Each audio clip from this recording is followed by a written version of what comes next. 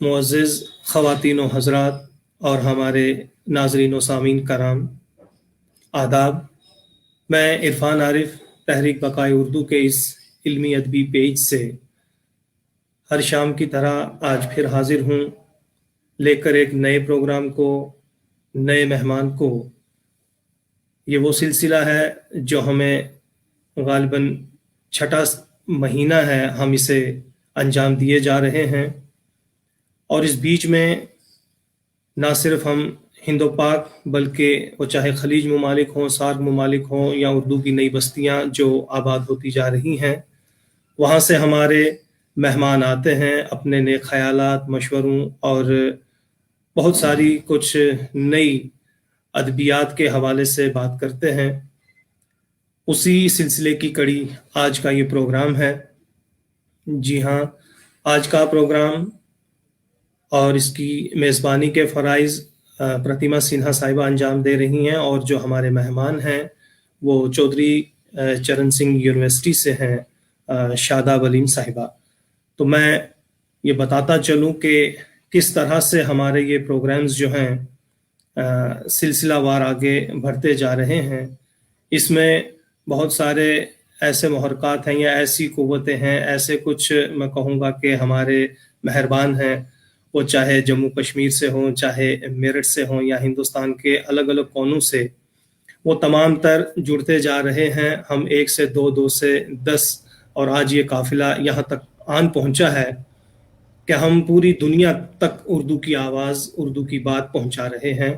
तो मैं यही कहता हूँ कि हमारे दिल की तपश से चिराग जलते हैं, हमारे दिल की तपश से चिराग जलते हैं, हमारी तशना लबी मैं कदे बनाती है। तो अली सरदार जाफरी के इसी शेर से मैं चाहूँगा जो हमारी आज की मेज़बान हैं प्रतिमा सिन्हा साहिबा, वो हमारे मेहमान डॉक्टर शादाब अलीम साहिबा का इस्तकबाल करें और उनसे गुफ्तगू करें। शुक्रिया। बहुत बहुत शुक्रिया इरफान साहब आपका। और इस प्रोग्राम के नए फॉर्मेट के अनुसार, नए फॉर्मेट के हिसाब से मैं आपको प्रोग्राम के आखिर में अपने साथ लूँगी ताकि आप भी इस बातचीत में शामिल हो सकें। तब तक मैं अपने फ़राइज़ अंजाम दे रही हूँ। शुक्रिया बहुत बहुत आपका। हमारे आज के नाज़रीन को आदाब और हमारी मेहमान डॉक्टर शादाब अलीम साहिबा को सलाम करती हूँ। मैम सलाम वालेकुम। वालेकुम सलाम। जी, आज चौधरी चरण सिंह यूनिवर्सिटी मेरठ की assistant professor doctor Shadab Aleem हमारे साथ हैं तहरीक बक़ाए उर्दू के इस इल्मी अदबी पेज पर। और उनका आज का जो टॉपिक है उस पर तो हम बात करेंगे ही, लेकिन सबसे पहले हम उनका इस्तकबाल करते हैं हमारे इस पेज पर।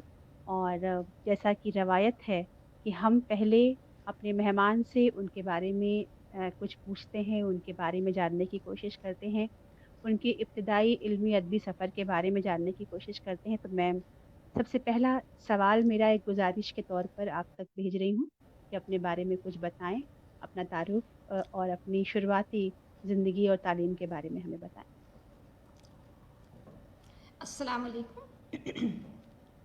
सबसे पहले तो मैं तहरीक बक़ाए उर्दू के लिए शुक्रगुज़ार हूँ कि उन्होंने अपने यहाँ मुझे मदऊ किया और नाज़रीन से रूबरू कराया। जैसा कि अर्ज़ किया जा चुका है कि मैं अपने बारे में बताऊँ, मेरा ताल्लुक़ शहर इनक़लाब मेरठ से है, जो तहरीक आज़ादी का नक़ीब रहा है। उससे तकरीबन 40 किलोमीटर दूर एक कस्बा है, कस्बा फैलावता, जो सादात का कस्बा है और जहाँ पर इल्मी अदबी माहौल रहा है। उस कस्बे को हमेशा से ये अफजलियत रही है कि वहाँ इल्मी अदबी माहौल रहा है। उस कस्बे के अंदर कई बड़े बुज़ुर्ग रहे हैं। उन्हीं बुज़ुर्ग ख़ानदान से मेरा ताल्लुक़ रहा है कि सैयद अब्दुल गनी साहब एक बड़े आलिम गुज़रे हैं, वो मेरे दादी के वालिद होते हैं। मेरा उसी खानवादे से ताल्लुक़ है। और मेरे इब्तदाई तालीम के बारे में जैसे कि पूछा गया है कि मेरी इब्तदाई तालीम कहाँ पर हुई, तो मैं बताना चाहूँगी कि मेरा घराना सादात का घराना रहा। उस ज़माने में सादात के घरानों में कस्बात और देहात के अंदर ऐसे स्कूल और कॉलेज में मुझे नहीं भेजा गया जैसे भेजा जाता था। اس وقت میں اسکول بھی تھے اور کالج بھی تھے، لیکن ہمارے گھرانے کا یہ طریقہ تھا کہ گھر پر ہی آ کر ایک آتو بھی اور ایک مولانا صاحب مجھے پڑھاتے تھے۔ لہٰذا مولانا اسماعیل میٹھی سے میری پہلی ملاقات 5 سال کی عمر میں ہو گئی۔ میں نے بسم اللہ اردو کی انہی کے پہلے قاعدے سے ہوئی۔ اس کے بعد جیسے جیسے میری زندگی بڑھتی رہی، جیسے جیسے سال آتے رہے، ایسے ہی میں مولانا اسماعیل میٹھی کی درسی کتب سے تعلیم حاصل کرتی رہی۔ اس کے بعد مجھے 8th اسٹینڈرڈ تک پڑھایا گیا اور پرائیویٹ ایگزام دلایا گیا، کیونکہ قصبے میں اب آگے کوئی ایسا اسکول نہیں تھا کہ وہاں پر میں برقعے سے جا کر پڑھ سکتی۔ لہٰذا میرے والد صاحب ایک علمی ادبی ذوق رکھتے تھے، انہوں نے مجھے علی گڑھ یونیورسٹی پڑھنے کے لیے بھیج دیا۔ علی گڑھ یونیورسٹی بہت ہی خوشی کا باعث تھا، کیونکہ میں نے اسکول میں نہیں پڑھا تھا اور میری یہ خواہش تھی کہ میں جا کر کسی اسکول میں پڑھوں یا کالج میں پڑھوں، لیکن والد صاحب نے اتنی جلدی یہ خواہش پوری کر دی کہ مجھے سیدھا جو ہے وہ یونیورسٹی بھیج دیا گیا۔ وہاں پر عبداللہ کالج کے اندر مجھے عبداللہ اسکول کے اندر تو پہلے میں نے 9th کیا، پھر اس کے بعد ہائی اسکول کیا۔ ابھی ہائی اسکول اور 9th کیا ہی تھا، اس زمانے میں علی گڑھ میں +2 نہیں ہوتا تھا، تو مجھے +2 نہیں کرنا پڑا، ڈائریکٹ ہی ہائی اسکول کرنے کے بعد پھر یونیورسٹی میں داخلہ ہو گیا۔ پھر یونیورسٹی کرنے کے بعد میں پھر وہاں 3 سال کا اس زمانے میں BA ہوتا تھا اور پھر BA کیا جاتا تھا۔ کالج جانے کی خوشی علی گڑھ کے جانے سے بھی زیادہ خوشی ہوئی کہ اب ہم کالج کے اندر پڑھ رہے ہیں، عبداللہ کالج کے اندر۔ یہ سفر جاری ہی تھا، تعلیم جو تھی شروع ہو چکی تھی اور ایک طبیعت کو اطمینان تھا، لیکن جیسے ہی ایگزام قریب آئے تو میری زندگی میں بھی ایک ٹرننگ پوائنٹ رونما ہوا، اور وہ یہ ہوا کہ میری نسبت میرے بڑی پھوپھی جان کے بیٹے نہایت ہی لائق فائق IPS کوالیفائڈ سید اطہر الدین صاحب سے طے کر دی گئی۔ جو خواب لے کر گئے تھے وہ وہیں پر رک گئے۔ بہرحال شادی تو ہونی ہی تھی اور والدین نے طے کر دی تھی، شادی کے لیے گھر آنا پڑا۔ علی گڑھ جہاں اپنی علمی ادبی حوالے سے پہچانا جاتا ہے، علی گڑھ کی اپنی کچھ روایتیں بھی ہیں۔ وہاں یہ طریقہ ہے، اگر کوئی لڑکی درمیان میں واپس آ جائے شادی کے غرض سے، تو وہاں پر اس کی شادی کے گانوں کا اہتمام ہوتا ہے اور اس کو وہ ڈھولکی کے نام سے یاد کراتے ہیں۔ لہٰذا اس روایت کو برقرار رکھنے کے لیے وہاں پر میری شادی کے گانوں کا اہتمام کیا گیا۔ سلطانیہ ہال کے بڑے سے لان کے اندر بٹھا کر، ہرا ہرا لان، اس پر پیلا دوپٹہ اوڑھ کر تمام لڑکیاں بیٹھ گئیں اور ڈھولک کی تھاپ پر گایا جانے لگا۔ وہاں پر جہاں ہاسٹل کی لڑکیوں نے شرکت کی، وہاں جہاں پر وارڈنس نے شرکت کی، سب سے بڑی بات یہ دیکھنے کے ملی، تب سبھی ٹیچرز بھی اس میں شریک ہوئے۔ یہاں میں یہ بتانا چاہتی ہوں کہ اس وقت میں رضیہ آپا پرنسپل ہوتی تھی، انہوں نے بھی اس تقریب کے اندر شرکت فرمائی، اور اس سے مجھے یہ احساس ہوا کہ علی گڑھ کے اساتذہ جو ہیں وہ درس و تدریس کے ساتھ ساتھ اور ہاسٹل میں رہنے والی لڑکیوں کے ساتھ ایک نرم گوشہ رکھتے ہیں اور ان کے خوشی اور غمی میں برابر کے شریک ہوتے ہیں۔ بہرحال شادی ہو گئی اور زندگی بہت خوشگوار گزری۔ ہر شب برات تھی، ہر روز روزی، اور بہت جلد ہی اور ذمہ داریوں میں اضافہ ہو گیا، ایک بیٹا اور ایک بیٹی۔ لیکن ایک دل کے اندر جو چبھن تھی، ایک کٹک تھی کہ تعلیم کا ایک موقع ملا اور وہ ادھورا رہ گیا ہے، اس کے لیے ہمیشہ دل میں ایک پریشانی سی رہی۔ لیکن اس وقت میرے سامنے ایک الگ زندگی تھی۔ اب مجھے یہ سمجھ میں آ رہا تھا کہ اب میری تعلیم سے زیادہ میرے بچوں کی تعلیم و تربیت زیادہ اچھی ہونی چاہیے، میری ذمہ داری یہاں زیادہ بڑھ جاتی ہے۔ بہرحال بچوں کی تعلیم و تربیت شروع ہو گئی، دونوں بچے اسکول جانے لگے اور پڑھائی ہونے لگی۔ لیکن میڈم، آدمی تجربے سے کم اپنے تجربے سے زیادہ سیکھتا ہے۔ میں نے اس دوران میں یہ محسوس کیا، جب میں اپنے بچوں کو ہوم ورک کراتی تھی، کہ کاش میری ایجوکیشن اور زیادہ ہوتی تو میں اپنے بچوں کو بہتر طور پر پڑھا پاتی۔ بچوں نے اپنا اسکولی سفر مکمل کیا اور وہ اپنی اعلیٰ تعلیم حاصل کرنے کے لیے علی گڑھ چلے گئے، کیونکہ میرے خاندان کے زیادہ تر افراد علی گڑھ سے ہی تعلیم حاصل کرتے ہیں اور وہیں بھیجا جاتا ہے بچوں کو۔ میں نے بھی اپنے بچوں کو بھیج دیا وہاں پر۔ اب تنہائی تھی اور ایک احساس تھا کہ کیا کیا جائے۔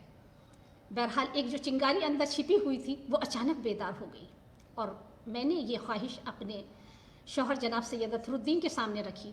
انہوں نے اس خواہش کو نہ صرف سنا بلکہ میری اس خواہش کا بہت پرتپاق خیر مقدم کیا، اور انہوں نے مجھے تعلیمی سفر میں جس طرح سے میری انہوں نے رہنمائی کی، آج میں جو کچھ بھی ہوں انہی کی محنت کا یہ ثمرہ ہے۔ ان کی رفاقت میں نے BA کیا، MA کیا، MPhil کی اور PhD کی۔ जब मैं एमए कर रही थी तो मेरी बेटी अलीगढ़ में बीएससी कर रही थी, मेरा बेटा बीकॉम के पहले साल में था। हम तीनों एक साथ ही तालीम हासिल कर रहे थे। इस तरह से उसी ज़माने में 2002 में सीसीएस यूनिवर्सिटी के अंदर शोबे उर्दू का क़याम अमल में आया और शोबे के अंदर शोबे की जो जिम्मेदारी है वो प्रोफेसर असलम जमशेदपुरी के नहायत ही फाल हाथों में सौंपी गई।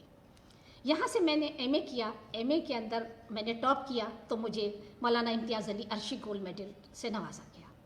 अगले साल एमफिल किया तो एमफिल में पूरा फैकल्टी आर्ट्स फैकल्टी को टॉप किया तो मुझे शंकर दयाल शर्मा अवार्ड से नवाजा गया।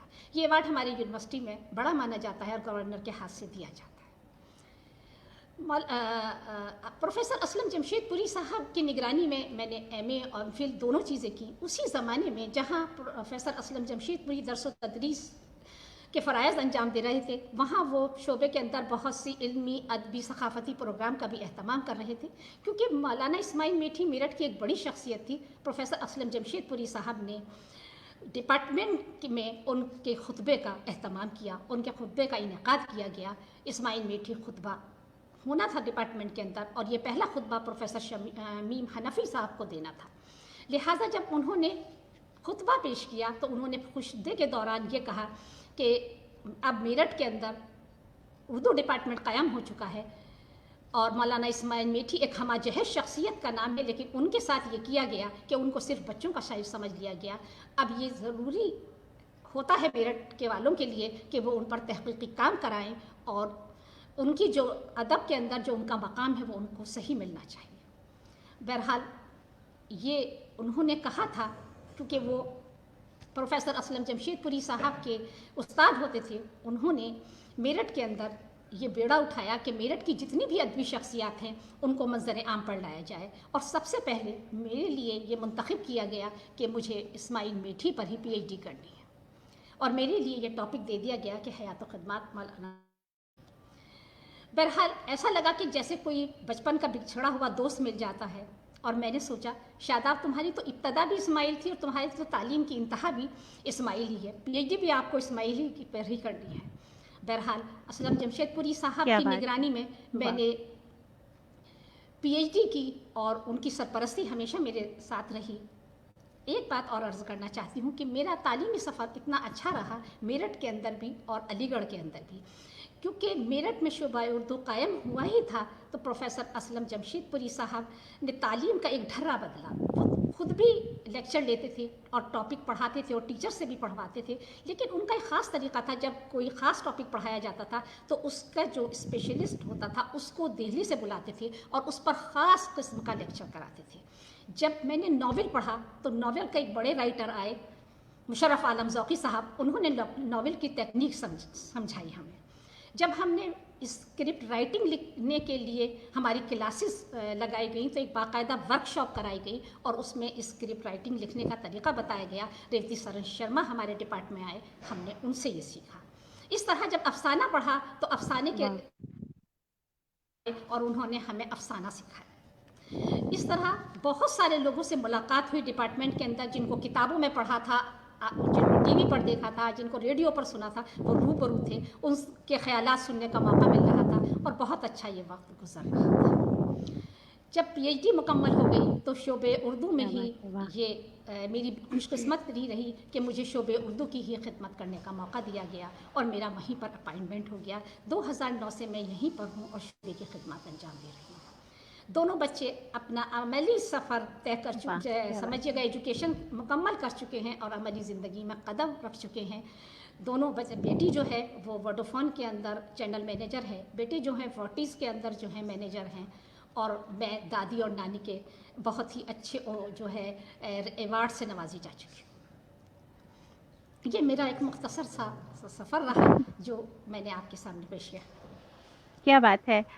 शादाब मैम, मैं बताऊं आपको कि ये आपका मुख्तसर सा सफ़र मैं जिस तरह से सुन रही थी, मुझे लगता है कि हमारे नाज़रीन, हमारे सामीन भी उसी तरह से सुन रहे थे, जैसे एक बेहद खूबसूरत कहानी, कोई नॉवेल हमारी आंखों के आगे चल रही थी और हम एक बहुत ही कामयाब औरत की कहानी को सुन रहे थे। हालांकि मुझे मालूम है कि कहानियाँ सुनने में आसान होती हैं, लेकिन जब इस पर अमल हो रहा होता है तो इतनी आसानियाँ नहीं होती हैं। बहुत दुश्वारियाँ भी होती हैं और दुश्वारियाँ पार करके ही मंज़िल तक पहुँचता है इंसान। और ख़ास तौर पे अगर वो ख़ातून हो तो उसके आगे कुछ अलग तरीके की दुश्वारियाँ होती हैं। अभी हम आपसे आपके आज के टॉपिक पर भी हम बात करेंगे, स्माइल, मिलिट्री, हयात और खिदमत हमारी आज का टॉपिक है। लेकिन इससे पहले मैं एक चीज़ आपसे जानना चाहती हूँ, आपने बहुत ही खूबसूरती से अपनी ज़िंदगी का सफ़र जिसमें मोहब्बत भी थी, जुनून भी था, शौक भी था, मेहनत भी थी, वो सब कुछ आपने हमें बताया। एक सवाल मेरा ये है कि तालीम हासिल करना एक अलग शौक होता है कि हम पढ़ें और पढ़ें और पढ़ें। जी, अदब से जुड़ाव एक अलग चीज़ होती है, अलग से बिल्कुल। अदब से मोहब्बत करने के लिए एक अलग तरह का ज़हन होता है आपका। वो ऊपर जी, वाले की आपके ऊपर बरकत होती है कि आपको किताबों से जी। प्यार हो, आपको तहरीरों से प्यार हो, आपको खुद उन तहरीरों में शामिल होने का मन हो। ये चीज़ें आपकी ज़िंदगी में कब बाकायदा शुरू हुई कि आपको लगा कि आपको अदब की दुनिया से वाबस्ता होना है और खुद लिखना है, तख्लीक करनी है? मैम बताना चाहूँगी कि मेरे घराने का माहौल जो था वो इल्मी अदबी रहा। घर के अंदर शुरू से ही इल्मी अदबी रसायल आते रहे। मेरी बड़ी फूफी जान इस्मत और निगार पढ़ती थी, मेरी वालदा बानो और खातून मशरिक़ पढ़ती थी। हम बच्चों के लिए जो था वो क़याम तालीम और खिलौना आता था। खिलौना जो जिस दिन आता था उस दिन हम बच्चों की खुशी का कोई इंतहा नहीं रहती थी, लेकिन वो सबसे पहले बड़े भाई ले लेते थे और मैं क्योंकि घर में सबसे हुँ, छोटी थी वो मेरे हाथ में सबसे आखिर में दिया जाता था। उस वक्त मुझे ज़्यादा पढ़ना भी नहीं आता था, लेकिन उसमें जो पढ़ा जाता था, जो सुनती थी, वो बहुत अच्छा लगता था। मैं जैसे ही वो मेरे हुँ, हाथ में आता, मैं उसके साथ एक नहायत ही गैर अखलाकी हरकत कर देती थी। और वो ये होता था कि मैं इलियास देहलवी का नाम काट कर सैयदा शादा वलीम लिख देती थी, जिसके बाद मैं मज़ाक का मौजू बनती थी। कोई मुझे अदीबा कहता था तो कोई मुझे ये कहता था कि मुदीरा है, लेकिन उन वक्त दोनों का मतलब नहीं मालूम था, ना मैं इतना उर्दू जानती हुँ, थी, थोड़ा थोड़ी मुझे उर्दू आती थी, लेकिन ये जी, लगता था कि कितना अच्छा लिखा हुआ है, ये किताब कितनी अच्छी है, काश मैं भी। ये भी नहीं मालूम था कि इसके अंदर बहुत से लोग लिखते हैं, बस उनका नाम क्या सबसे बात ऊपर होता था, तो यही मैं कर देती थी। इत्तेफाक ये रहा कि जब मुझे पढ़ने का मौका मिला और मैं उर्दू डिपार्टमेंट आई, तो प्रोफेसर असलम जमशेदपुरी ने जहाँ पर बहुत सारे काम अंजाम दिए, डिपार्टमेंट में बहुत सारी चीज़ें शुरू की इल्मी अदबी, वहाँ उन्होंने एक मैगज़ीन भी निकाली और उसका नाम हमारी आवाज़ से वो निकलती है, आज भी निकल रही है, और हमारे शोबे की तर्जुमान मैगज़ीन है। और उसकी सबसे पहले मुझे इदारत सौंपी गई। बस पूछे नहीं, उस गैर अखलाकी हरकत ने मुझे फिर जो है ना गुदगुदाया कि शादाब ये ख्वाहिश कब पूरी हो रही है, कब बचपन में ये किया था और आज फिर ऐसा मौका क्या मिल बात रहा है। बहरहाल क्या उनकी बात है! सोबत के अंदर बहुत सारी चीज़ें सीखने का, लिखने का, एक मैगज़ीन को कैसे निकाला जाता है, एक मैगज़ीन के अंदर जो आर्टिकल आ रहे थे उनको पढ़ने का मौका मिला। उन पढ़ने के बाद में ये दिल चाहा कि ये सब चीज़ें मैं भी लिखूँगी। और क्योंकि वाह! मेरे जो क्या शौहर बात थे है! वो भी इल्मी अदबी ज़ौक़ रखते थे, वो भी बहुत हुँ, उर्दू के एक बहुत अच्छे शायर थे वो, और बहुत उन्होंने मेरे अंदर ये तहरीक पैदा की। उधर असलम साहब बहुत अच्छे राइटर हैं, उनकी कहानियाँ पढ़ने का वाह! मुझे मौका मिला। दिल में ये चाहा कि काश मैं भी इस तरह से कुछ लिख पाती। उनके तनकीदी क्या बात और है! तहकीकी मज़ामीन पढ़ती थी, तो उनसे ये एक तरह की तहरीक पैदा हुई कि काश मैं भी यहाँ से लिख पाऊँ और पढ़ पाऊँ। और इत्तेफाक ये रहा कि जब मैंने एमए किया तो मेरे एमए का जो प्रोजेक्ट था वो इतना पसंद किया गया कि उसकी किताब मेरे एमए में ही आ गई थी। जब मैं एमफिल कर रही थी, मेरी पहली किताब आ क्या चुकी थी। बात है! क्या बात है! आपकी ये सारी बातें सुन के आपने कहा कि बचपन में आप गैर अखलाकी हरकत किया करती थी।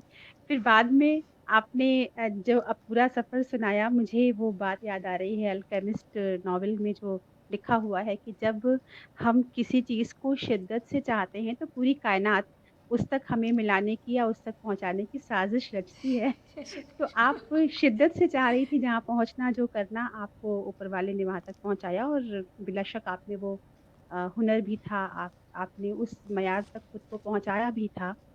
अ, एक सवाल मैं टॉपिक पर बिलख़ुसूस टॉपिक पर बात शुरू करने से पहले आपने जो तैयारी की है उसको सुनने के पहले एक सवाल मैं ज़रूर करूँगी, क्योंकि आप अदब से जुड़ी हुई हैं, तालीम याफ़्ता ख़ातून हैं। मैं खुद एक औरत होने के नाते एक सवाल करना बहुत ज़रूरी समझती हूँ, जो मौज़ू से हट के हो सकता है, लेकिन मेरे लिए ज़रूरी है आपसे पूछना कि हमारे समाज में हमारे कहते हैं ना हमारी दुनिया में औरत को जिस तरह की आज़ादी हासिल है या नहीं हासिल है, जिस तरह की पाबंदियाँ हैं उसके ऊपर ऐसे में तालीम अ, कितनी ज़रूरी होती है औरत के लिए और उसको हासिल करना कितना मुश्किल होता है। कुछ लोग होते हैं जैसे आप हैं, मैं भी उनमें हूँ कि घर वालों ने पूरा सपोर्ट किया आपको पढ़ने के लिए, आगे बढ़ने के लिए। लेकिन आम तौर पर कितना मुश्किल और कितना आसान होता है एक औरत के लिए तालीम हासिल करना और अपनी एक शख्सियत को कायम करना। बहुत सारे मसाइल आते हैं, लेकिन जो एक आगे बढ़ने की धुन होती है वो उन तमाम चीज़ों को आसान करती चली जाती है। उसमें वो परेशानियाँ ज़रूर आती हैं, लेकिन एक दिमाग के अंदर जो एक बनी हुई है चीज़ कि वहाँ तक पहुँचना है और वहाँ तक जाना है, और ये चीज़ धुन से ही आती है। जब आदमी कोई चीज़ प्लान कर लेता है तो वहाँ तक पहुँचने की पूरी कोशिश करता है। बस प्लानिंग आपकी अच्छी होनी चाहिए, आपके इरादे मजबूत होने चाहिए। जिस चीज़ पर आपकी निगाह है वो ज़रूर यकीनन आपके पास आएगी। आप इरादे और मेहनत से कभी ना घबराएं। जी, बिल्कुल। और जब तख़लीक़ तक आप पहुँच गई थी तो आपकी कुछ किताबें हैं उनके बारे में भी हम जानना चाहेंगे। जी, अ, मेरी 3-4 किताबें जी, हैं। मैं मेरा जो सबसे जी। पहला एमए का जो मेरा प्रोजेक्ट था वो मेरा ये किताबी शक्ल के अंदर मौजूद है। मैं दिखाना चाहूँगी। ये मेरा किताबी शक्ल के अंदर मौजूद है। ये मैंने मेरठ की 3 अहम शख्सियात पर मैं काम किया है। एक कनक मेठी, रंज मेठी और इस्माइल मेठी, तीनों ही मेरठ की तारीख साज शख्सियात हैं। और क्योंकि हमारा शोबा जो है लगातार मेरठ की शख्सियात पर काम कर रहा है और मुस्तकिल वहाँ पर एमफिल और पीजीए के लिए ऐसे मकाले लिखवाए जा रहे हैं ताकि मेरठ का जो मंजरनामा है वो सही तौर पर अदबी मंजरनामा अदबी हलकों के अंदर सबके सामने आए, और जिन लोगों को वो मकाम नहीं मिल पाया उनको वो मकाम हासिल। ये मेरी पहली किताब है। उसके बाद में मैंने पीएचडी की, तो पीएचडी के बाद में मेरी दूसरी किताब आई। ये दूसरी मेरी किताब है इस्माइल मेठी के ऊपर, वाह! उर्दू बहुत शायरी खूब। का नुक्ता आगाज़ इस्माइल मेठी, ये मेरी दूसरी किताब आई। इसी के साथ जी, आपसे ये भी अर्ज़ करना चाहूँ कि ज़िंदगी बहुत खूबसूरत होती है, लेकिन कभी कभी ज़िंदगी में कुछ ऐसी चीज़ें आ जाती हैं कि ज़िंदगी बिल्कुल बदल कर रह जाती है। मेरी ज़िंदगी में भी ऐसा आया कि कुछ दिन बाद जो हम सफ़र थे उन्होंने साथ छोड़ दिया। उनकी रहलत के बाद, क्योंकि वो शायर थे, तो मेरी ये ज़िम्मेदारी थी कि जो उनका जो भी कलाम है मैं उसको जल्द से जल्द मंजर आम पर लाऊँ, क्योंकि वो बहुत अच्छे शायर थे। और उनकी 3-4 किताबें हैं। मैं उनमें से उनकी पहली किताब ले आई हूँ, सैयद अतहरुद्दीन की वाह! किताब। ये मैंने एडिट की है, और ये नज़्म के बहुत ये ही तो अच्छे शायर बहुत थे ही उनकी। खूबसूरत काम आपने किया, जी बहुत जी ही खूबसूरत काम, जी। बहुत खूबसूरत। और उन्हीं के नाम पर मैंने एक सोसाइटी कायम की है, सैयद अतहरुद्दीन मेमोरियल सोसाइटी के नाम से मैं एक सोसाइटी चलाती हूँ। वो सोसाइटी और बहुत से जहाँ उसके प्रोग्राम हैं उसमें एक ये भी शामिल है कि जो कस्बात और देहात के अंदर कुछ शोरा ऐसे हैं कि जो बहुत अच्छा लिखते हैं लेकिन उनका कलाम मंजर आम पर नहीं आ पाता, तो ये सोसाइटी ये करती है कि उनसे वो उनका कलाम लेकर और उनको एडिट करती है और उनको मंजर आम के ऊपर लाती है। उस सिलसिले की ये मेरी किताब है। क्या ये बात मैंने है! मेरठ की एक बहुत ही अच्छी शायरा हैं और बहुत ही बहुत अच्छी शायरी करती हैं। इसके साथ उनका ताल्लुक़ जो है नायाब ज़हरी इनका नाम है, और उनका ताल्लुक़ जो है जाहिदा ज़ैदी और साजिदा ज़ैदी से है। वो उनकी बड़ी बहन होती थी, लेकिन अब वो बहुत ज़ईफ़ हो गई हैं। बहुत खूबसूरत शायरी है, लेकिन जो किताब लाने में भागदौड़ होती है वो नहीं कर पाई, लिहाजा सोसाइटी ने उनकी ये किताब जो है मंजर आम पर लाई, उसकी इशाअत शाया करवाई। की। इसी जी वाह! वाह! इसी के वाह! साथ क्या एक ऐसे साहब रहे कि जो बहुत ज़ईफ़ हो गए हैं और उनको जो है वो क्या समझिएगा कि कैंसर की बीमारी है और वो उसमें भाग दौड़ नहीं कर पाए, लेकिन शायरी उनकी बहुत अच्छी है। मैं उनकी भी ये किताब लेकर आई हूँ। ये भी वाह! सोसाइटी ने बहुत काम किया है। सोसाइटी बहुत सारे काम कर रही है, और हर साल अतहर साहब की यौम वफ़ात पर मुख्तलिफ शोबेजात में जो बेहतरीन कारकर्दगी करते हैं उनको अवार्ड से भी नवाजती है। नेशनल अवार्ड, इंटरनेशनल अवार्ड दोनों दे चुकी है।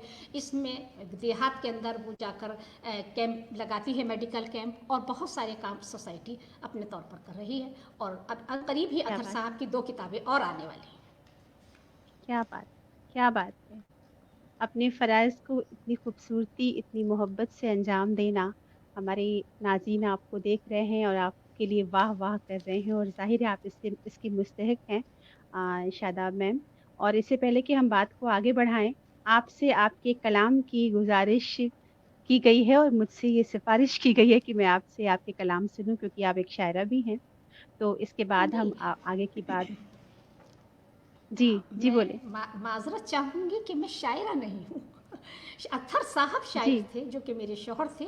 میں نے ان کی کتاب کو آپ نے ایڈٹ ان کیا کی ہے. کتاب جو شائع کروائی ہے، تو کیا ان کے کچھ جی کلام ہم سن سکتے ہیں؟ وہ کتاب آپ کے ہاتھ جی میں ہے بالکل. آپ بالکل، میں آپ کو سناتی ہوں. ان کی اور ایک مجھے لگتا بہت ہے ہی کہ جو شاعری سمجھ سکتا ہے، جو شعر فہم ہے، جو جس کے اندر یہ صلاحیت ہے کہ وہ کسی کے لکھے ہوئے کلام کو، غزل کو، شعر کو اس کے جانے کے بعد اتنی جی جی خوبصورتی اور اتنے خلوص کے ساتھ کہیں ایک جگہ اس کو اکٹھا کر رہا ہے، منظر عام پہ لا رہا ہے، اس کی اہمیت شاعر سے کم نہیں ہے. ہماری نگاہ میں تو آپ شاعرہ ہیں، ایک مکمل نظم ہے آپ چلیے خود میں.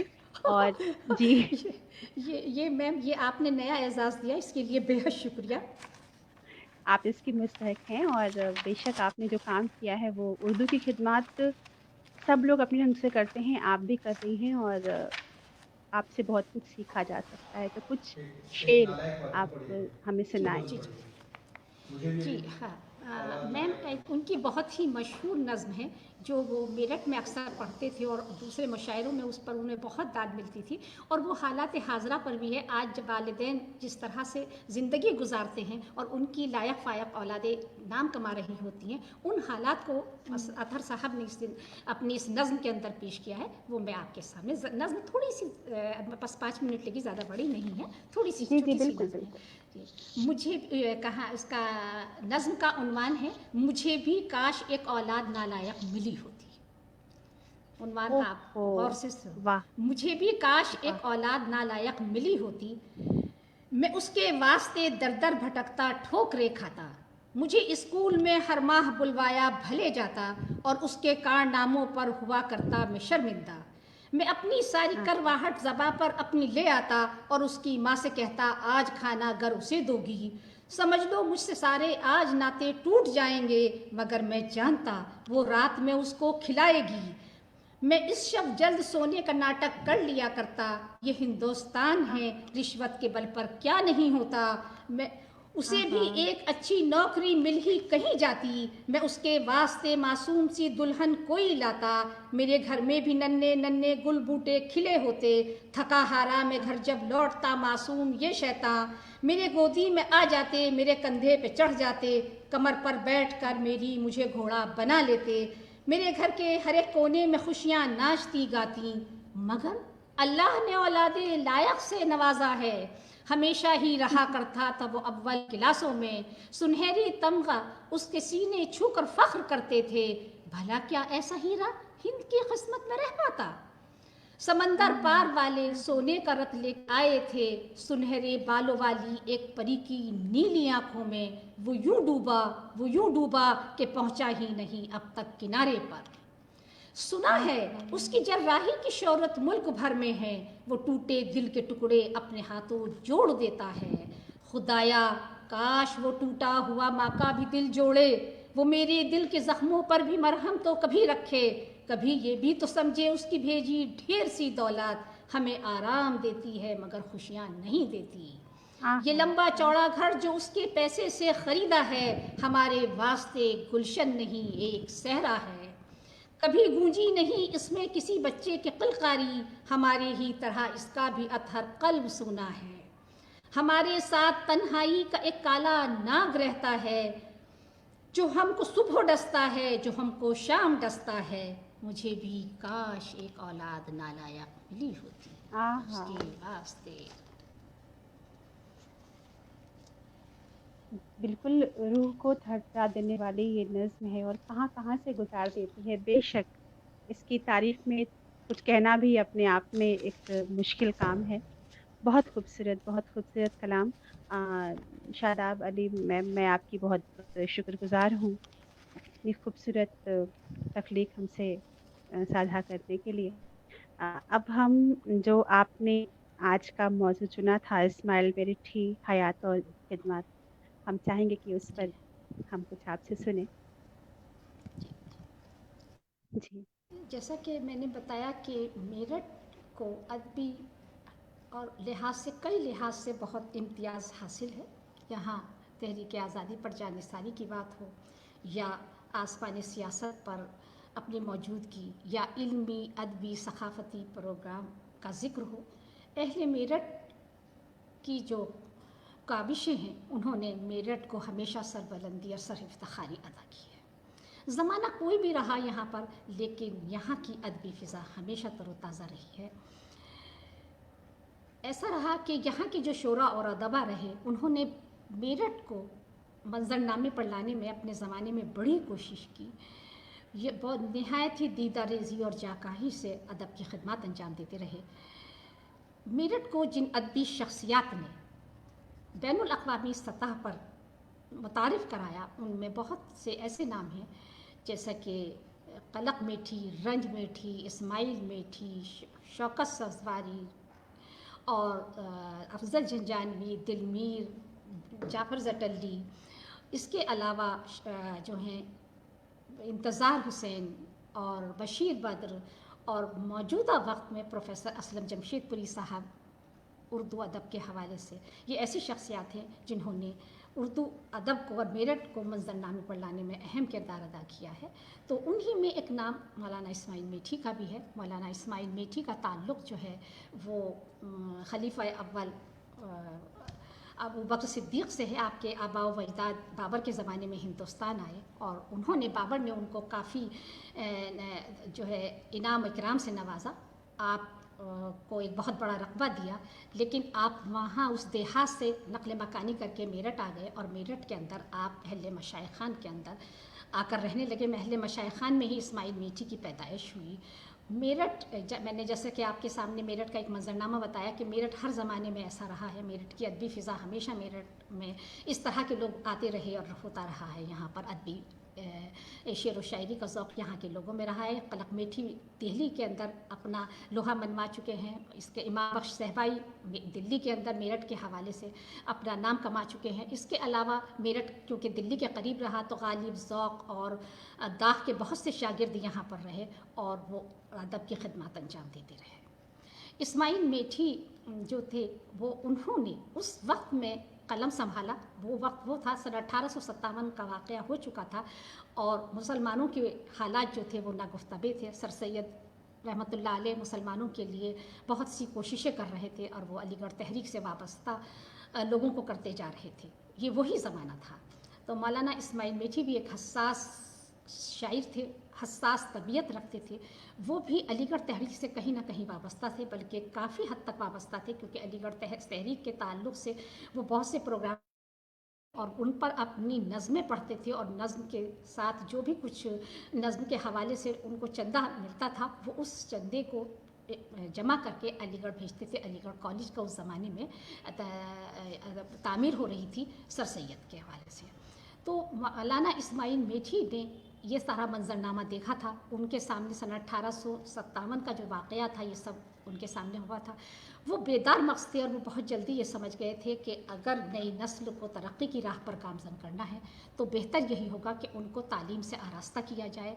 जो सोच सर सैयद की थी वही मौलाना इस्माइल मेठी की भी थी। दोनों ही एक सोच लेकर शायद ऐसा लगता है कहीं ना कहीं मुझे दुनिया में आए थे। मौलाना इस्माइल मेठी क्योंकि एक मौल्लिम थे, एक उस्ताद थे, तो उनके सामने ये मंज़रनामा था। लिहाजा उन्होंने इस ख़याल के मद्देनज़र कि सबसे पहले तालीम जो है आवाम में आम होनी चाहिए, नई नस्ल तब तक आगे नहीं जाएगी जब तक इसको तालीम नहीं दी जाएगी, तो उन्होंने उस ख़याल से बाकायदा, उस वक्त में कुछ ऐसी चीज़ें नहीं थी, उन्होंने दरसी कुतुब तरतीब दी। मौलाना का सबसे बड़ा कारनामा ये है कि उन्होंने दरसी किताबें तरतीब दी, जो पहली क्लास, दूसरी क्लास, तीसरी क्लास और चौथी क्लास और पाँचवीं क्लास के लिए थी। और उसके अंदर उन्होंने इस तरह के मज़ामीन लिखे जो अखलाकी थे, इस तरह की कहानियाँ लिखी, इस तरह की शायरी की, जिससे बच्चों के अंदर तरबियत, तालीम के साथ साथ तरबियत भी उनके सामने ज़रूरी थी कि उनके अंदर आला अखलाक पैदा हों और वो आगे बढ़कर, आगे चलकर एक अच्छे शहरी साबित हों। तो मौलाना इस्माइल मेठी ने ये बात यहाँ से शुरू की। हुआ यह कि वो इतना ज़माने तक बच्चों के बारे में सोचते रहे और बच्चों के बारे में तख्लीक़ात उनकी आती रही और उनकी दरसी किताबों में वो तख्लीक़ात बच्चे पढ़ते रहे। तो ऐसा रहा कि उनको सिर्फ़ बच्चों का शायर तस्लीम कर लिया गया, जबकि ऐसा नहीं है। उनका कुल्लियात इतना ज़ख़ीम है और उसके अंदर वो तमाम चीज़ें हैं जो एक अच्छे शायर के शायरी के अंदर होती है। वो तमाम औसाफ़ हैं जो एक अच्छी शायरी के अंदर हो सकते हैं, तो वो तमाम चीज़ें हैं। उसके साथ ही उनकी बहुत सारी चीज़ें हैं जो मौलाना इस्माइल मेठी ने मेरठ के अंदर, मेरठ के हवाले से जानी जाती हैं। उनका मैं जिक्र करूँगी, उनसे तो ख़वास आवाम तो आवाम ख़ास भी उनको नहीं जानते। मौलाना इस्माइल मेठी का सबसे बड़ा कारनामा ये है कि उन्होंने उर्दू के अंदर कई असनाफ की को इंट्रोड्यूस कराया, जैसे नज़्म मुअर्रा या जदीद नज़्म या अबियात। ये ऐसी चीज़ें हैं जो उनके कलाम में हमें मिलती हैं और उस वक्त के दूसरे शोरा के कलाम में हमें नज़र नहीं आती। आम तौर पर यह कहा जाता है, हमारे अदब में ये अभी भी यही बात राइज है कि जदीद नज़्म का आगाज़ जो है वो पंजाब से हुआ। मोहम्मद हुसैन आज़ाद को उसका बानी माना जाता है, लेकिन मैं आपसे अर्ज़ करना चाहूँ कि जदीद नज़्म का आगाज़ पंजाब से 10 साल कबल मेरठ के अंदर हो चुका था। मेरठ के अंदर कलक मेठी मेरठ के एजुकेशन डिपार्टमेंट के अंदर थे और उनसे मिस्टर कैम्सन ने 14 अखलाकी नज़मों का उर्दू में मंजूम तर्जुमा कराया था और वो उनका जो मजमुआ है वो 1864 के अंदर मंजर आम पर आ चुका है और इलाहाबाद प्रेस से शाये हो चुका था। जबकि तहरीक अंजुमन पंजाब के क़याम के बाद जो मनाज़मों का सिलसिला शुरू हुआ वो 19 अप्रैल 1874 में हुआ। तो तहरीक अंजुमन पंजाब से पहले मेरठ के जो ये फ़र्जंदान थे ये अदब के अंदर अपना मकाम बना चुके थे, अदब के अंदर जदीद नज़्म का आगाज़ कर चुके थे। ये मैं आपसे ज़रूर बताना चाहूँगी क्योंकि ये मेरी पीएचडी का टॉपिक भी है और मैंने इस पर पूरा फोकस किया है कि तहरीक अंजुमन पंजाब से 10 साल कबल मेरठ के अंदर जदीद नज़्म का आगाज़ हो चुका था और वो कलक मेठी और रंज मेठी कर चुके थे। इसके साथ ही इस्माइल मेठी का एक बहुत बड़ा कारनामा ये है कि इस्माइल मेठी ने नज़्म मुअर्रा के हवाले से एक नज़्म, हमें 2 नज़्में उनके कुल्लियात के अंदर हमको मिलती हैं, उन्होंने वो तरतीब दी। वो उस वक्त में कोई तसव्वुर नहीं था क्योंकि ना तो ये फ़ारसी के अंदर इस तरह की शायरी थी और ना ये शायरी जो थी हमें उर्दू में मिलती थी। उन्होंने अंग्रेज़ी से इस्तिफ़ादा किया और अंग्रेज़ी से इस्तिफ़ादा करते हुए उन्होंने उस उर्दू के अंदर उसको उर्दू का लिबास पहनाया और उर्दू से उन्होंने उसको शनास कराया। इसलिए नज़्म मुअर्रा का आगाज़ भी मेरठ ही से होता है। बाद में तरक्की पसंद शायरों ने उसको अपनाया और साथ में हल्क़े अरबाब के जो शायर रहे उन्होंने अपनाया, लेकिन उससे पहले मेरठ के अंदर ये चीज़ें शुरू हो चुकी थी। तीसरी चीज़ जो हमें उनके कुल्लियात में है और जो उनको दूसरों से बिल्कुल अलग करती है वो है अबियात। अबियात उनके यहाँ ऐसी मिलती हैं, उन्होंने एक नई सिन्फ का आगाज़ किया। ये कहीं कहीं फ़ारसी के अंदर मिलती थी कुल्लियात के अंदर, उन्होंने उर्दू में उसको इंट्रोड्यूस कराया। एक मक्ते से भी बहुत छोटी चीज़ होती है, जैसे गज़ल का मतला होता है, उसके अंदर एक मुकम्मल ख़याल को पेश कर दिया जाता है और उसको एक उन्वान दे दिया जाता है। अगर मैं उसको कहूँ कि ये एक शहरी नज़्म है तो शायद गलत नहीं होगा, एक नया तजर्बा होगा। मौलाना ने उनको एक उन्वान दिया है, उनकी एक अबियात में है, मैं आपको सुनाना चाहूँगी। बद की सोहबत उसका उन्वान है। मौलाना कहते हैं, बद की सोहबत में मत बैठो, बद का है अंजाम बुरा, बद न बने तो बद कहलाए, बद अच्छा बदनाम बुरा। तो ये 3 कारनामे मौलाना के बुरा। ये ऐसे ही उनकी एक बहुत सारी इस तरह की नज़में हैं कि जो उन्होंने अखलाकियात पर बच्चों के ख़ास तौर से इस्लाह के तौर पर नज़में लिखी हैं। लेकिन हम ये नहीं कह सकते कि सिर्फ़ उनकी नज़में जो हैं वो बच्चों के लिए है, नहीं, उनकी एक बहुत ही अहम नज़म है जिसका मैं आपके सामने ज़िक्र करना चाहूँगी। और वो शादाब मैं बहुत हैरान हूँ कि ये जो बद अच्छा बदनाम बुरा ये हम बचपन से सुनते आते हैं एक नसीहत के तौर पे, और हमें उसके बारे में आज आपसे मालूम चला। जी, मौलाना इस्माइल मेठी की ऐसी बहुत सारी नज़में हैं और ऐसी बहुत सारी अबियात हैं जो ज़बादत ख़ास आम रही है। सब लोग उनको उस ज़माने में, क्योंकि उन्होंने नस्ल दर नस्ल इस तरह की ज़हनी आबियारी की है और बच्चों के लिए इस तरह की चीज़ें लिखी हैं कि हम ही नहीं, हमारे वालिदैन भी ने भी उन्हीं की किताबों से पढ़ा है और उन्हीं की किताबों से उर्दू सीखी है। आपने याद दिलाया तो लीजिए मैं आपको एक और उनकी अबियात सुनाती हूँ। एक है, अच्छी बात। कहते हैं, जो बात हो साफ हो, सुथरी हो, खड़ी हो, कड़वी ना हो, खट्टी ना हो, मिस्री की डली हो। एक जगह कह रहे हैं, क्या क्या ख्याल बांधे नादा ने अपने दिल में, पर ऊँट की समाई कब हो चूहे के बिल में। तो ये नसीहत आमेज़ जो उनकी शायरी है ये एक ऐसा अखलाकी दर्स देती है, क्योंकि उस ज़माने में मैडम कोई भी मॉरल एजुकेशन नहीं होती थी। मौलाना इस्माइल मेठी ने ये फ़रीज़ा अपनी नज़मों से, अपनी कहानियों के ज़रिए अंजाम दिया और बच्चों के अंदर ऐसी अखलाकी चीज़ें पैदा की ताकि वो मुस्तकबिल में एक बेहतरीन शहरी اور बन मुझे लगता है शादाब में, मुझे लगता है कि ये नसीहतें जो थी उनकी शायरी में, इसीलिए लोगों जी ने ये मुगालता पाल लिया कि वो बच्चों के शायर हैं, क्योंकि हम अक्सर बच्चा मान जी लेते जी हैं कि सीखने का काम केवल बच्चों का है, बड़े लोग सीख नहीं सकते, जबकि जी असलियत ये जी है कि जिंदगी भर सीखना जरूरी है। अच्छी बातें हमें सीखना जहाँ भी, जब भी, जिससे मिले हमें सीखना चाहिए। तो ये बड़े लोगों का अपना मुगालता है कि बच्चे ही सीखते हैं केवल, लेकिन आज बहुत खूबसूरत चीजें आपसे मालूम चल रही है और हम सीखने की पूरी कोशिश कर रहे हैं। जी बच्चों के अलावा उन्होंने बड़ों के लिए भी बहुत सारी नज़में लिखी हैं, ऐसा नहीं है। उनकी जी एक नज़म है, पहले मैं आपसे ये अर्ज़ करना चाहूँगी कि मैं कभी कभी मौलाना इस्माइल मेठी को एक इनकलाबी शायर मानती हूँ। जब मैं उनकी शायरी का मुताला करती बेशक हूँ तो मुझे ऐसा महसूस होता है कि वो एक इनकलाबी शायर थे। मैं सोचती हूँ मैम आपके बातें पे शिकने ज़बूर उभरेंगी कि आखिर ऐसे शायर को इनकलाबी कहाँ से कह दिया, लेकिन मेरे पास हम्म, उनको इनकलाबी कहने का पूरा जवाज़ मौजूद है वो और वो मैं आपसे शेयर करना मेरठ से चाहूँगी। थे, मेरे लिए इतना ही काफी है, वो इनकलाबी हो सकते हैं, मेरठ से होने की वजह से वो इनकलाबी हो सकते हैं, बिल्कुल। लेकिन मैम यहाँ मेरा इस इनकलाबी से मतलब ये नहीं है, मेरा ये है कि उन्होंने उर्दू शायरी के अंदर बहुत से उर्दू ऐसे शायरी में तजर्बात इंकलाब किए, लाया, बिल्कुल इनकलाब बिल्कुल। लाने की ऐसी कोशिश की कि उनकी जो हम कुल्लियात को पढ़ते हैं तो उर्दू की कोई सिर्फ भी ऐसी हमें नहीं मिलती कि हम उसमें ये कहें कि मौलाना इस्माइल मेठी ने इसके साथ छेड़खानी नहीं की, इसके साथ इसको छेड़ा नहीं। उनके यहाँ गज़ल क्या एक काफ़ी कलाम है, तकरीबन 60-62 उसके अंदर गज़लें हैं, लेकिन किसी गज़ल के अंदर भी मतला नहीं है, किसी गज़ल के अंदर भी मक़ता ओ नहीं है। उन्होंने वाह, कसीदे लिखे, लेकिन कसीदे की जितने अज्जाए तरकीबी होते हैं उन्होंने उन अज्जाए तरकीबी से परहेज़ किया। इसी तरह उन्होंने मसनवी क्या लिखी। बात है। मसनवी बहुत तवीलन तूलन सिन्फ होती है, लेकिन उनके यहाँ 11-11 अशार की हमें मसनवियाँ मिलती हैं, बिल्कुल 11 अशार की मतलबी। कसीदे का जो ख़ास मौजू है किसी की तारीफ़, मौलाना इस्माइल मेठी के कसीदे किसी की तारीफ़ नहीं करते। एक कसीदा उनका तारीफ़ में मलका विक्टोरिया के बारे में उन्होंने लिखा है, लेकिन उसमें भी उन्होंने मलका विक्टोरिया की तारीफ़ नहीं की, उस चीज़ की तारीफ़ की है जो अंग्रेज़ी अदब इधर आया था, या अंग्रेज़ों के यहाँ आने से जो यहाँ का निज़ाम सही हुआ था और उससे जो समाज के अंदर कुछ फलाही काम हुए थे, उन्होंने उसकी तारीफ़ की है।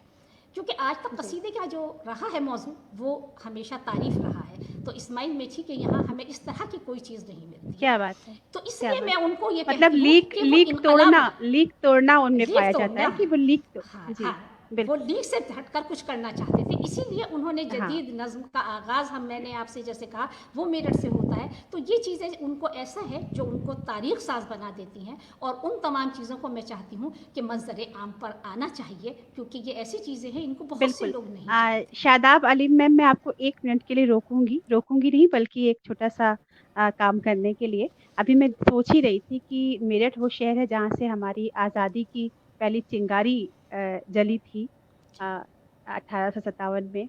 तो जाहिर है सुभान कि वहाँ पे जो रहे वो लीक पर चले, ये अच्छा भी नहीं लगता। वो लीक तोड़ते हैं लोग और कुछ नया लाते हैं, कुछ नया इंकलाब लाते हैं, चाहे वो इल्मी अदबी सतह पे हो, चाहे ज़हनी हो, समाजी हो, किसी भी तरीके का। और इतनी ऐसी शख्सियात से जुड़ने का, मिलने का जो हमारा सिलसिला है, ये तहरीक बक़ाए उर्दू के ज़ेरे एहतमाम हम हर शाम आपसे मिलते हैं, आप जैसी शख्सियात से। तो ये पूरा इंतज़ाम जिनका किया हुआ है हमारे सदर इरफान आरिफ साहब, जिनको अगर मैं इस प्रोग्राम को एक रिसाला मानूँ तो इसके वो मुदीर हैं, और इसके जी बारे जी में उन्होंने सोचा है, इसका डिज़ाइन किया है प्रोग्राम का, और तमाम शख्सियात को यहाँ लाने का क्रेडिट उनको जाता है। तो अब मैं चाहती हूँ कि मैं बात में उनको जोड़ूँ, क्योंकि उनके आने से कुछ सवाल, कोई चीज़ें ऐसी होंगी जो शायद मुझसे छूट रही होंगी तो वो जुड़ेंगी, और हमारे जो नाज़रीन हमें देख रहे हैं उनकी ओर से कोई ख़ास चीज़ जो मुझसे छूट रही होगी तो वो उसे यहाँ पे जोड़ेंगे। तो मैं हमारे सदर इरफान आरिफ साहब को यहाँ पर अपने साथ जोड़ रही हूँ, और उनसे गुज़ारिश करती हूँ कि आप इस बातचीत में शामिल हों।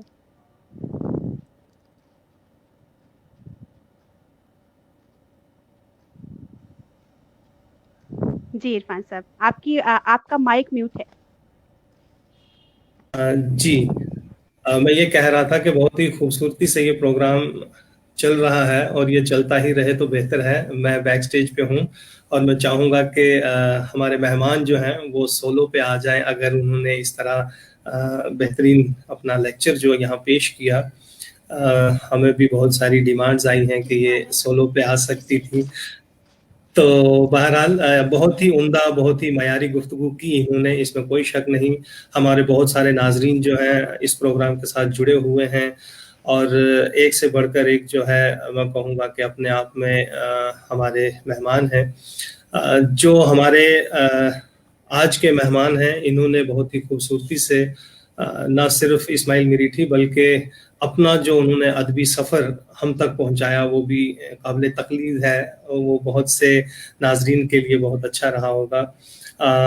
बहुत सारे ऐसे सवालात किए जा सकते हैं, या हम कह सकते हैं कि मैं हमारे नाजरीन ने किए हैं, लेकिन मैं मुख्तसर यही कहूँगा कि जिस अंदाज से इन्होंने ये तमाम तर गुफ्तगू की है, इस बीच में हम यही चाहेंगे कि चूँकि जो इन्होंने सफ़र अपना तालीमी बताया है, उसमें बेशक उन्होंने अपनी जाफिशानी को, अपनी दलेरी को, अपने हौसले को, अपने अज़्म को, अपनी हिम्मत को बरूएकार रखा, तभी आज ये यहाँ हैं। मैं यहाँ पढ़ रहा था हमीदुल्लाह खान साहब का एक कमेंट, तो मैंने उसको रोमन में डाला कि मोहब्बत में ताजमहल बनाया गया तो आपने अपनी मोहब्बत को किताब में जिंदा जावेद कर दिया। ये बहुत बड़ी बात है। तो मैं ज़्यादा कुछ ना कहते हुए यही चाहूँगा कि जो इस वक्त हमारे मौजूदा दौर में लिखने वाले हैं, बिलखुसूस शायरी के हवाले से बात करूँगा, चूँकि आप एक नाकिद हैं, मुहक्किक भी हैं। आपको क्या लगता है कि जो हमारा नौजवान है, चाहे वो ख़वातीन के ज़ुमरे में हो या हम मर्द हजरात की बात अगर हम करें, उनको क्या मतलब अपना लाए अमल तय करना चाहिए? हमारे हालात को भी मद्देनज़र रखें, हमारा जो अदब है उसको भी मद्देनज़र रखते हुए कौन सी नई चीज़, कौन सा नया नज़रिया, कौन सी नई बुनियाद रखनी चाहिए? क्योंकि हम रोमानियत भी देख चुके, तरक्की पसंदी भी देख चुके, हम यहाँ तक कि आज जिसे हम माँ-बाप जदीद दौर कहते हैं, बराए नाम खुदा जाने ये क्या है, लेकिन आज के मौज़ूआत, आज के मसाइल को मद्देनज़र रखते हुए हम अपने नौजवानों को, शायरों को, अदीबों को क्या कह सकते हैं आपकी ज़ुबानी? चूँकि आप एक प्रोफ़ेसर हैं, आप क्या चाहेंगे कि किस तरह का अदब लिखा जाए? देखिए, मैं पहले तो ये अर्ज़ करना चाहूँगी कि अदब जो हो मकसदी ही होना चाहिए। अदब के अंदर पहले मकसदियत अगर अदब के अंदर है, उस अदब का अपना हुस्न भी होता है, लेकिन अगर अदब मकसद से बाहर है या अदब वो चीज़ नहीं पेश कर रहा है जो ज़माने में हम देख रहे हैं, क्योंकि अदब के लिए एक बहुत ही पुराना फार्मूला हम बार बार दोहराते रहते हैं, अदब ज़िंदगी को पेश करता है, ज़िंदगी से अफ़्ज़ किया जाता है। जिस अंदर ज़िंदगी नहीं होती वो अदब कहलाए जाने के लायक नहीं होता। तो ये बात हम बारहा कहते रहें, लेकिन ये एक सच्ची हकीकत है कि अदब को सबसे पहले वो तमाम चीज़ें अदब के अंदर होनी चाहिए जो वो कारी देख रहा है। अगर वो हटकर अदब लिख रहा है तो वो अदब जो है, मैं समझती हूँ वो अदब नहीं होगा। आज की अदब की जो ज़रूरत है, आज जिस तरह का अदब लिखा जाना चाहिए, तो हमारे जो नए मसाइल हैं, हमारे जो नए मौज़ूआत हमारे सामने आ रहे हैं, समाज के अंदर जो इंतशार है, हम उनसे किस तरह से जूझ रहे हैं, उनको हम किस तरह से हल कर सकते हैं, उस तरह के मौज़ूआत को अदब के अंदर दाखिल होना चाहिए। और उस तरह के मौज़ूआत पर हमारे जो राइटर्स हैं वो उस तरह के मौज़ूआत पर कलम उठाएं। हालांकि मैं समझती हूँ कि आज के मौज़ूआत अफ़सानों और कहानियों और शायरी के अंदर बहुत सुनने के लिए मिलते हैं, लेकिन मेरा भी स्टेज से यही कहना होगा कि आज के जो मसाइल हैं, और ख़ास तौर से मैं ये कहूँगी कि उन मसाइल के साथ साथ आज औरत के जो मसाइल हैं उनको भी, औरत के मसाइल जो आज हैं, औरत का जिस तरह से इस्तेहसाल हो रहा है, औरत को कि जो वो आज वो अपने आप को महफूज नहीं कर पा रही है, उस तरह की चीज़ों को जो है अदब के अंदर आना चाहिए और उनके लिए सोचा जाना चाहिए। और यहाँ से मेरा ये भी कहना है कि तालीम के सिलसिले में औरत ज़्यादा से ज़्यादा जल्दी से जल्दी वो आला मंजिलों तक आए, तालीम के मामले में वो पीछे ना रहे। अगर वो तालीम याफ्ता है तो उसकी सोच भी बदलेगी, समाज की सोच भी बदलेगी वो, और इस तरह का सेहतमंद समाज अमल में आएगा जिससे सेहतमंद माशरा हमारे सामने आएगा। یہ میرا کہنا ہے کہ ادب کے لیے کہ آج کے جو موضوعات ہیں ان کو ادب کے اندر موجود ہونا چاہیے. آج کے جو مسائل ہیں ہم ان مسائل پر غور کریں اور ان کو اپنے ادب میں داخل کریں اور ان کا کوئی حل بھی پیش کریں کہ یہ مسائل اس طرح سے حل کیے جا سکتے ہیں. بہت خوب. چونکہ ہم جانتے بھی ہیں کہ اردو جو ہے یہ صرف ایک زبان ہی نہیں بلکہ ایک تہذیب ہے، ایک تمدن ہے، اور اس کے اندر کیا نہیں ہے جو ہم اپنی سماج کی بات کریں، اخلاق و آداب کی بات کریں، وہ تمام تر چیزیں اس میں ہیں. تو ابھی میں پڑھ بھی رہا ہوں کہ ڈاکٹر شاداب علیم صاحبہ جو ہیں یہ اتر پردیش ایوسا کی کوآرڈینیٹر بھی ہیں. تو میں آپ کو مبارکباد دیتا ہوں کہ اسلم جمشید پوری صاحب نے یہاں یہ اپڈیٹ کیا ہے. یہ بہرحال ابتدا میں کہہ دینا چاہیے تھا، لیکن میں اس کی بھی مبارکباد آپ کو دیتا ہوں. اور آگے جو آنے والے ایام ہیں، چاہے وہ یوم اردو کے حوالے سے ہو، یوم تعلیم کے حوالے سے ہو، تو میرا بھی یہی سوال تھا کہ اردو جو ہے وہ ایک زبان ہی نہیں ہے، ایک تہذیب ہے، ایک تمدن ہے. اس کے ساتھ یہ سلسلہ جو ہے تہذیب کی جب ہم بات کہتے ہیں تو تہذیب کا یہ سفر جو ہے نہ جانے کب سے ہے اور کب تک آگے رہے گا. اس بیچ میں اردو کی اہمیت پر میں خاص کر کے کیونکہ دیکھیں اردو پڑھ کر آپ الحمدللہ آج پروفیسر ہیں اور اتنی خوبصورت باتیں آپ کر رہی ہیں، اور نگار عظیم ہوں یا بہت سارے یہاں آپ کو مبارکباد دے رہے تھے کہ بہت خوبصورتی سے آپ باتیں کر رہے ہیں. یعنی کہ اردو پڑھ کے بھی ایک خوبصورت انسان بنا جا سکتا. اور مجھے یاد ہے کہ فراق گورکھپوری صاحب نے یہ کہا تھا کہ اردو اس لیے بھی پڑھو تاکہ آپ اردو پڑھنے کے بعد افسر دکھائی دو. تو بہرحال جب یہ تہذیبی زبان ہے، معاشرتی زبان ہے، تو کیوں آج ہمارے بہت سارے نوجوانوں کو ایسا لگتا ہے کہ اردو ہمیں کچھ دے نہیں پا رہی ہے؟ اگر وہ تہذیب ہی دے دے تو کیا یہ کافی نہیں ہے؟ میں آپ سے اس سوال پہ یہی چاہوں گا کہ آپ جواب دیں کہ اردو اگر ہم محض زبان نہیں ایک تہذیب تمدن کو لے کے چلتے ہیں تو کیا آپ کہنا چاہیں گے ہمارے نوجوانوں کو، خاص کر کے جو صنف نازک ہے، لڑکیاں جو ہیں، نہ جانے کیوں مغرب ہم پہ بہت سوار ہو گیا ہے. جی بہت خوبصورت سوال کیا عرفان صاحب آپ نے، میں اس کا جواب دیتی ہوں.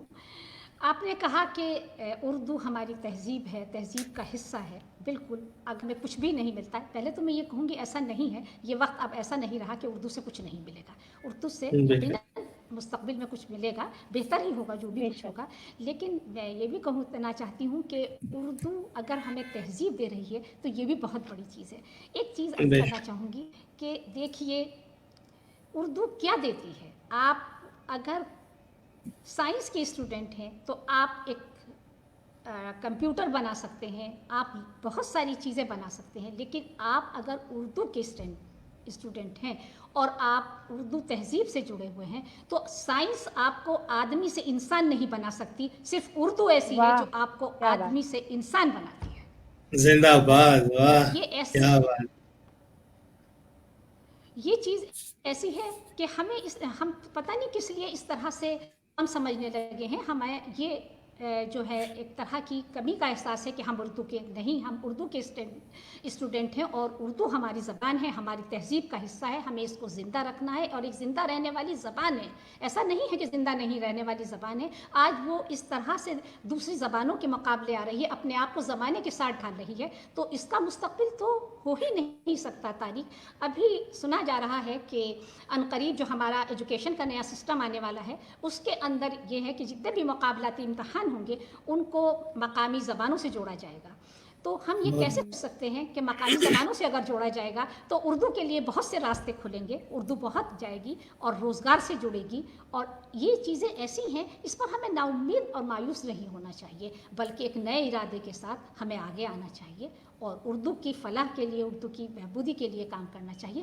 ایک میں عورتوں کے حوالے سے جیسا کہ آپ نے کہا وہ میں آپ سے عرض کرنا ضرور چاہوں گی کہ عورتوں کے خیال کو لے کر میں بھی کبھی کبھی فکر مند ہوتی ہوں کہ آخر عورت سب کچھ ہونے کے بعد، تعلیم یافتہ اعلیٰ ڈگریاں حاصل کرنے کے بعد بھی آخر کمزور کیوں ہے، وہ اپنی حفاظت کیوں نہیں کر پاتی. تو میری یہ خواہش ہے کہ کچھ عورتوں کے لیے ایسا سوچا جائے. اور میں خاص طور سے عورتوں سے یہ کہنا چاہوں گی یہاں سے کہ عورتیں آگے آئیں، اعلیٰ تعلیم حاصل کریں، بڑے بڑے پوسٹ کے اوپر جائیں اور وہاں جا کر وہ کچھ اپنے بارے میں اور اپنی برادری کے بارے میں یعنی عورت برادری کے بارے میں سوچے، کچھ ایسے منصوبے بنائیں تاکہ عورت محفوظ رہ سکے، اس کی حفاظت رہ سکے. یہ سب کچھ ہے، لیکن ایک یہ انتشار جو دکھائی دیتا ہے، یہاں آ کر کبھی کبھی طبیعت پریشان ہو جاتی ہے. لیکن حوصلے سے عورت کو آگے آنا چاہیے، خاص طور سے تعلیمی میدان میں. اگر وہ کسی بڑی پوسٹ پر ہے تو وہ اپنے آپ کو بالکل محفوظ سمجھتی ہے، لیکن وہ ایسا کرتی ہے تو اسے آگے بھی یہ سوچنا چاہیے کہ کچھ وہ ایسے پلاننگ لے کر آئے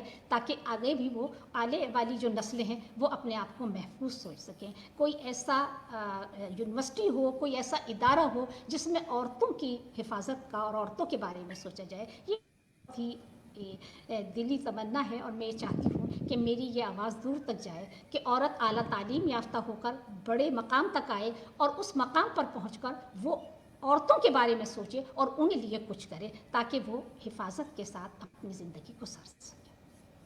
بہت خوب. کیا بات. ہمارے جن کے بارے میں آج آپ پورا بیان دے رہی تھی، انہی کے ہم اثر ہوں شاید، جن کا یہ مصرع میرے ذہن میں آ رہا ہے کہ تمہارے ماتھے پہ یہ آنچل بہت ہی خوب ہے، لیکن تم اس آنچل سے ایک پرچم بنا لیتی تو اچھا تھا.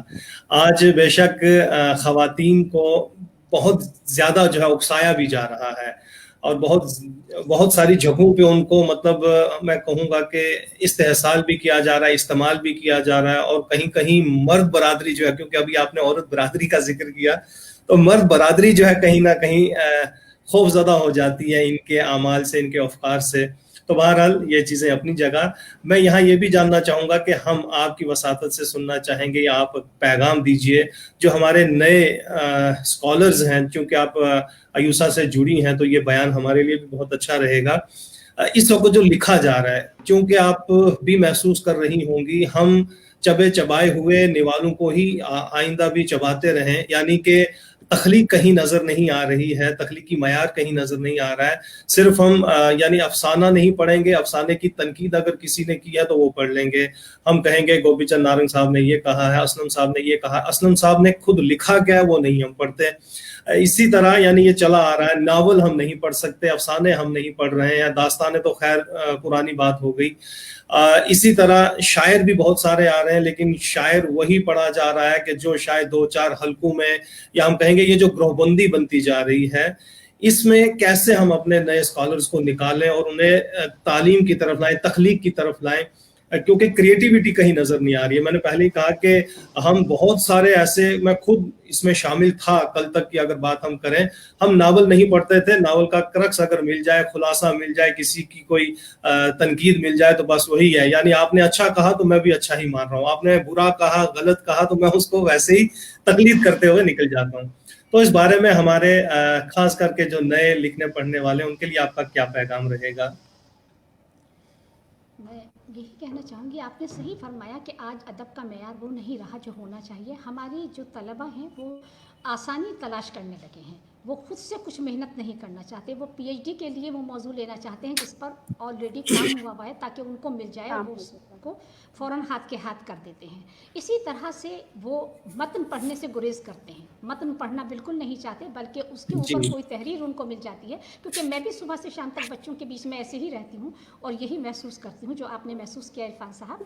ایوشا نے یہ ایک طرح سے یہی شروعات کی ہے کہ وہ نوجوان طبقے کو لے کر آگے آ رہی ہے، اور ادب کا معیار جو ایک جگہ رکا ہوا تھا اور ادب کے اندر ایک طرح کا جمود اور سکوت طاری تھا، وہ اس کے اندر ہلچل و ہیجان پیدا کرنا چاہتی ہے، اور نئے رائٹرز کو بار بار وہ لانا چاہتی ہے اور ان کی تربیت کرنا چاہتی ہے، اور ان کے لیے ایسے مواقع فراہم کرنا چاہتی ہے کہ وہ صحیح تربیت پائیں اور صحیح سے جو ہیں وہ اپنی زندگی کا جو صحیح راستہ چننا چاہتے ہیں وہ چنیں.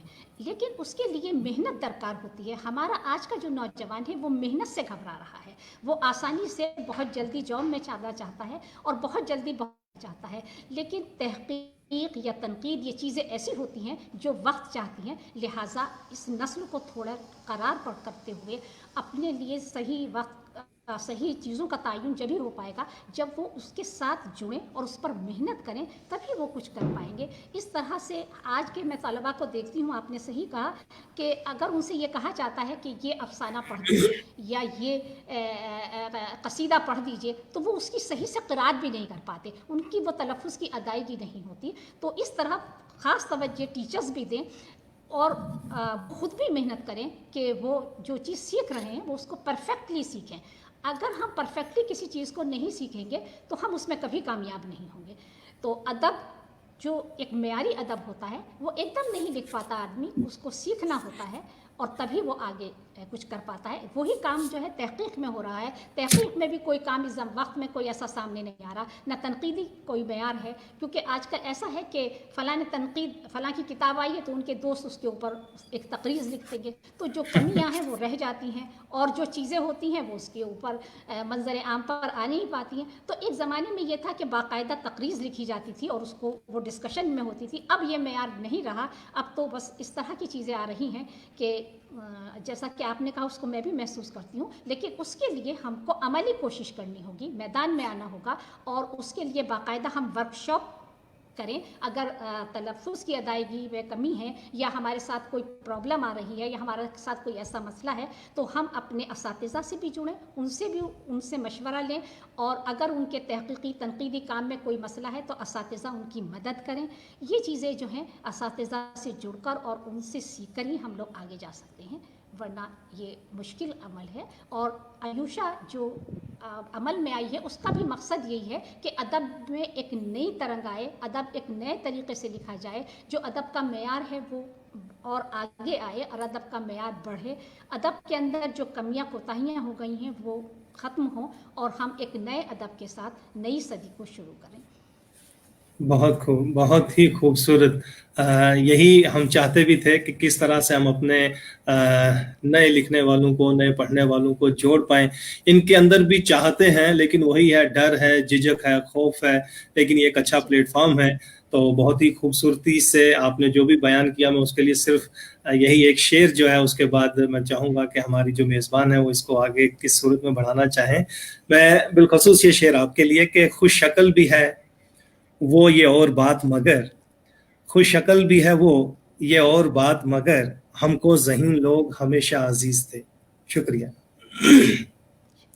بہت خوب عرفان صاحب, جاوید اختر صاحب کا شکریہ یہ عرفان شعر آپ صاحب. نے پیش کیا, اور جو ہماری آج کی مہمان پر بالکل فٹ بیٹھتا ہے کہ ذہین بھی ہیں, خوش شکل بھی ہیں, اور سب سے بڑی بات یہ ہے کہ ہر چیز کو بہت خوبصورتی سے بیاں کرنا اور بہت بیلنس طریقے سے بتانا, اور ہر چیز پر نگاہ ڈالنا, ہر چیز پہ روشنی ڈالنا. اور تحریک بقائے اردو کا یہ حاصل ہے شاید کہ ہم ایسے لوگوں سے مل پاتے ہیں اور روبرو ہو کر ان سے بات کر پاتے ہیں. پروگرام ختم ہو اس سے پہلے میں بتانا چاہتی ہوں کہ میں ہمارے اسلم آج جمشید کے پوری صاحب کا بھی شکریہ ادا کرنا چاہوں گا کہ وہ جی نہ صرف اس پروگرام کا حصہ بنے ہیں بلکہ اوروں کو بھی ہمارے ساتھ جوڑ رہے ہیں اور ہم بھی ان کے ساتھ جڑے ہیں. انشاءاللہ یہ روابط بنے رہیں, یہ ادبی دوستانہ جو ہے قائم رہے, ہم کسی حد تک جو ہے ادب کے خادموں میں شمار ہو سکیں. میں ان کا بھی شکریہ ادا جی, کروں گا. اور وہ سارے لوگ جو ہمارا ساتھ دیتے ہیں, ہمارے ساتھ ہوتے ہیں. میں ڈاکٹر مشتاق احمد وانی صاحب کا, شہنواز چودھری صاحب کا شکریہ ادا کرتی ہوں. یہ سارے لوگ اپنے خوبصورت الفاظ سے آپ کی تعریف کر رہے تھے میم, اور آپ کے لیے واہ واہ کر رہے تھے, تو ان کا نام میں یہاں پہ ایک ناظم کے طور پہ لے رہی ہوں. کرشن گوپال مینا, سبیحہ سنبل صاحبہ, آپ کے ساتھ جناب محمد شمشاد صاحب, جناب فیاض خان صاحب, جناب سید حسن قیام رضا, جناب حمید اللہ خان صاحب, جناب محمد اصغر صاحب, جناب آفتاب میر صاحب, جناب نیاز شاہ بخاری صاحب,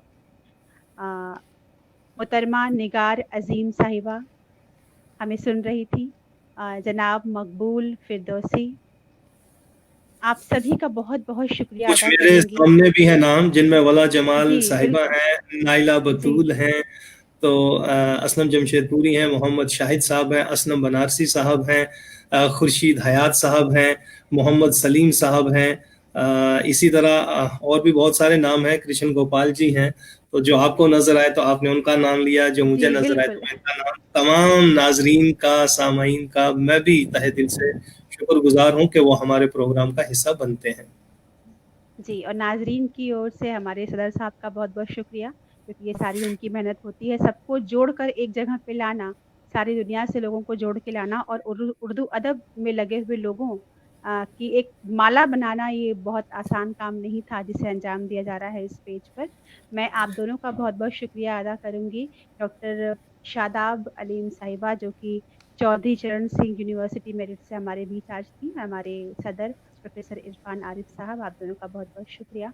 और मैं चाहूँगी कि मैं जब भी निज़ामत करूँ तो बाद में जैसे कहते हैं हम कि एक खुशबू फूल पे लाने के लिए आइसिंग ऑन द केक जिसे हम बाद में कहते हैं, उसमें जोड़ पाऊँ सर साहब को, क्योंकि उनके आने से प्रोग्राम का मेयार तो बढ़ता ही है, उनकी बात से, उनकी चीज़ों से इस प्रोग्राम में कुछ और ऐड होता है। तो बहुत-बहुत शुक्रिया आप दोनों का।